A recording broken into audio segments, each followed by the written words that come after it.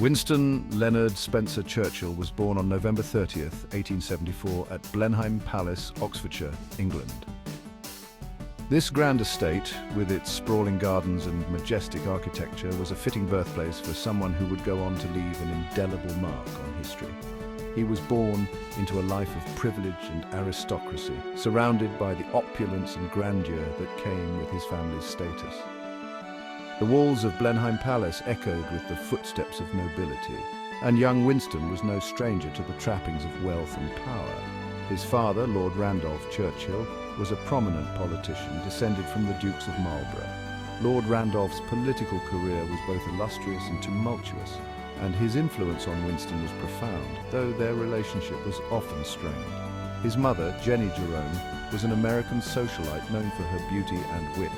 Jenny was a captivating figure in British high society, and her charm and intelligence left a lasting impression on Winston. She was a woman of great ambition and resilience, qualities that Winston would come to admire and emulate. Despite my lineage, my childhood was not idyllic. The grandeur of Blenheim Palace could not mask the emotional distance that existed between my parents and me. I had a strained relationship with my parents, who were often distant and preoccupied with their social and political lives. My father, though a brilliant man, was frequently absent, and my mother, while loving, was often engaged in her own pursuits. Winston was particularly close to his nanny, Mrs. Everest, who provided him with much-needed affection and stability. Known affectionately as Womb, she was a constant presence in his early years, offering the warmth and care that his parents could not always provide. He was a bright but rebellious child, showing an early aptitude for language and history. His curiosity and intelligence were evident from a young age, but so too was his defiance of authority and convention. However, he struggled with traditional education, finding it rigid and uninspiring. The strict discipline and rote learning of Victorian schools clashed with his independent spirit and creative mind. My early education was marked by a series of boarding schools, where I excelled in some subjects but struggled in others. The constant moving from one institution to another made it difficult to form lasting friendships, and I often felt isolated. I was particularly fond of history and English, displaying a natural talent for writing and storytelling. These subjects allowed me to escape into worlds of my own creation, providing a refuge from the often harsh realities of school life. However, I found mathematics and classical languages challenging, often clashing with my teachers. My rebellious nature did not endear me to the strict disciplinarians who ran these schools, and I frequently found myself in trouble. Despite these academic inconsistencies, Churchill possessed an undeniable charisma. His confidence and charm were evident even in his youth, and he had a knack for rallying others to his cause, and a strong sense of self-belief that would later define his leadership. This self-assurance, combined with his eloquence and wit, made him a natural leader, even as a child. His early experiences, both within the grandeur of Blenheim Palace and the strict confines of boarding schools, shaped his character and instilled in him a deep sense of history and destiny. These formative years were a crucible in which his resilience, determination, and vision were forged, setting the stage for the remarkable life that lay ahead. As he grew older, Winston's passion for writing and history only deepened. He began to see himself as a man destined for greatness, driven by a profound sense of purpose and a desire to make a lasting impact on the world. His early speeches and writings reflected this burgeoning ambition as he sought to carve out a place for himself in the annals of history. The seeds of his future leadership were sown in these early years, nurtured by his experiences and the people who influenced him. Exploring the vast gardens of Blenheim Palace, young Winston would often imagine himself as a great leader, drawing inspiration from the historical figures he so admired. These daydreams were more than mere fantasies. They were the early stirrings of a vision that would one day change the course of history. Throughout his education, Winston was fortunate to have mentors who recognized his potential and encouraged his intellectual growth. These individuals played a crucial role in shaping his worldview and nurturing his talents, helping him to overcome the challenges he faced. By the time he reached adulthood, Winston Churchill had already begun to make a name for himself, earning accolades for his writing and oratory skills. His early achievements were a testament to his determination and drive, setting the stage for the extraordinary career that lay ahead. As the sun set over Blenheim Palace, young Winston would often reflect on his future, contemplating the path that lay before him. These moments of introspection were crucial in shaping his vision and resolve, preparing him for the challenges and triumphs that awaited. Winston Churchill's early years were a complex tapestry of privilege and struggle, brilliance and rebellion. They were the foundation upon which he would build a life of remarkable achievement, leaving an indelible mark on the world and securing his place in history as one of the greatest leaders of all time. After completing his education at Harrow School, Churchill enrolled in the Royal Military College, Sandhurst. It was here that he began to shape his future, not just as a soldier, but as a leader. The rigorous training and discipline at Sandhurst instilled in him a sense of duty and resilience that would become hallmarks of his character. He excelled in his military training, graduating in 1895 and embarking on a military career that would take him to various corners of the British Empire. His time at Sandhurst was marked by a determination to prove himself, and he did so with distinction, earning high marks and the respect of his peers and superiors alike. I served as an army officer in India and Sudan, witnessing firsthand the complexities and brutalities of colonial warfare.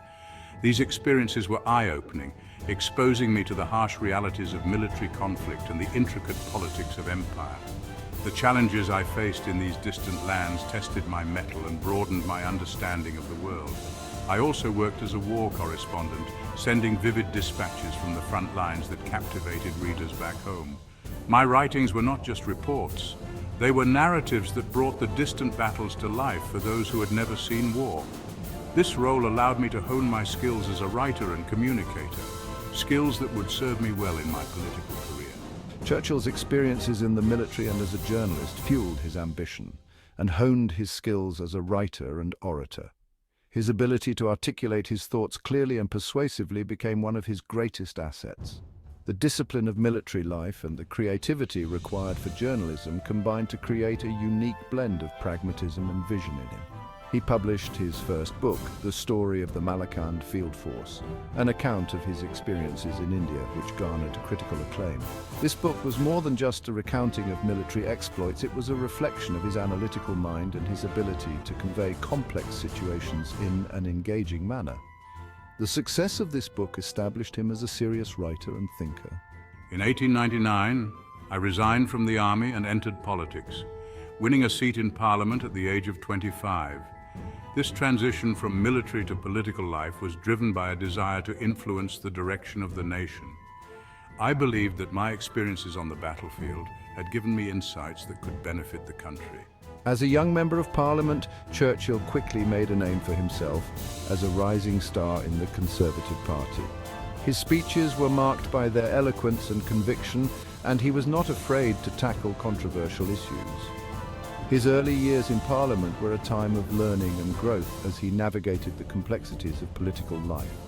He was a charismatic and persuasive speaker, known for his sharp wit and his ability to command an audience.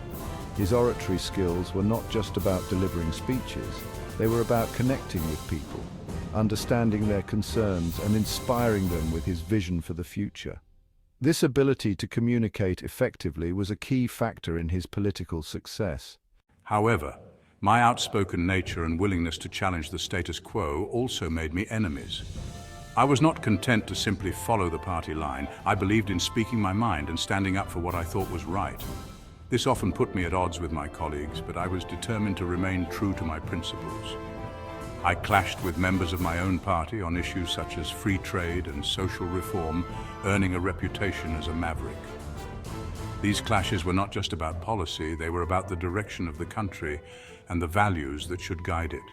My willingness to take a stand, even when it was unpopular, was a defining feature of my political career. It was a time of great challenge and great opportunity as I sought to make a difference in the world. In 1915, after a series of political setbacks, Winston Churchill found himself at a crossroads. The world was engulfed in the flames of World War I, and the political landscape was fraught with tension and uncertainty. Churchill, who had been a prominent figure in the British government, faced immense scrutiny and criticism for his decisions. including his role in the disastrous Gallipoli campaign during World War I, which resulted in significant loss of life and a strategic failure for the Allies. The campaign was intended to secure a sea route to Russia, but it ended in a costly stalemate. Churchill resigned from the government, a decision that marked a significant turning point in his career. This resignation was not just a political move. It was a deeply personal moment for Churchill, who had to confront his own sense of failure and responsibility. This period, known as his wilderness years, was a time of deep reflection and personal growth for Churchill. He retreated from the public eye, using this time to reassess his life, his beliefs, and his future. It was a period marked by introspection and a search for meaning. I continued to write prolifically, channeling my thoughts and experiences into words. Writing became a form of therapy for me, a way to process the tumultuous events of the past and to articulate my vision for the future. Publishing my memoirs of World War I, which provided a detailed account of the war from my perspective.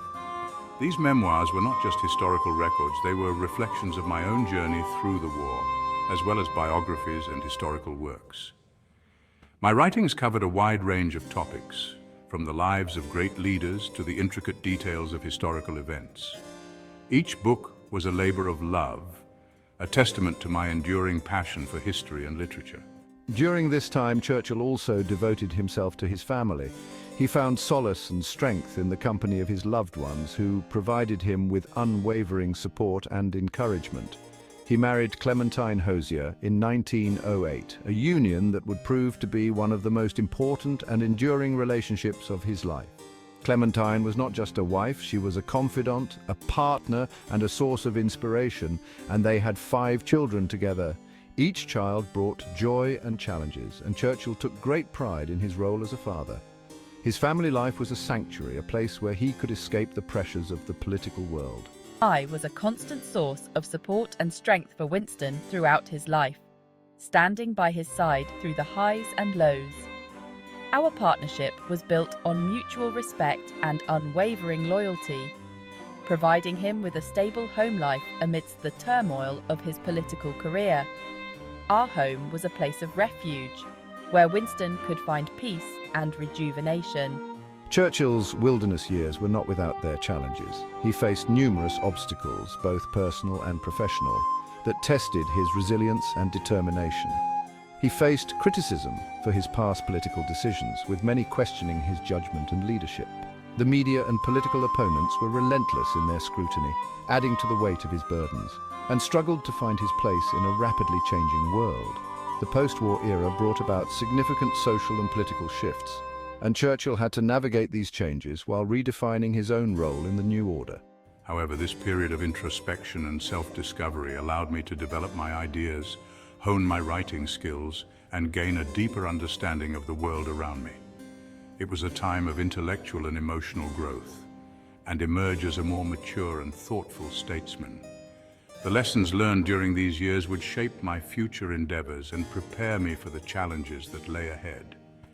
My wilderness years were a crucible, forging me into a leader ready to face the trials of the future.